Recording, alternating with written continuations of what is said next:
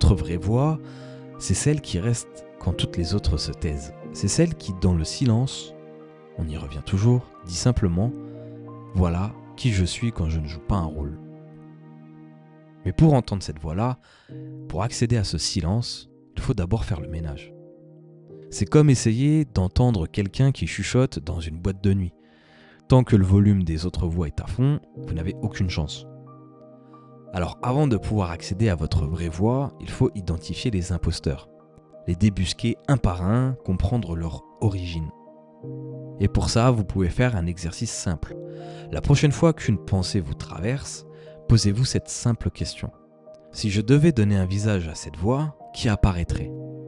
Vous pourriez être surpris de découvrir que ce n'est pas le vôtre. D'autant plus que vous pourriez vous rendre compte que vous avez fait la plupart de vos choix pendant des années en tenant compte de cette voix qui n'est pas la vôtre. Mais le plus important, c'est d'en avoir conscience. Car c'est à partir de la conscience que les vrais changements peuvent opérer. Il faut juste garder en tête ceci. À chaque fois que vous n'observez pas consciemment le plateau télé dans votre esprit, vous oubliez son influence sur vos pensées et vos décisions. C'est donc presque un combat de chaque instant, un effort réel et continu pour réussir à se débarrasser de l'influence de ces voix intérieures.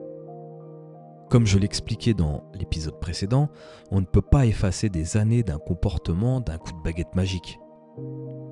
Il va falloir travailler régulièrement et longtemps pour s'en débarrasser.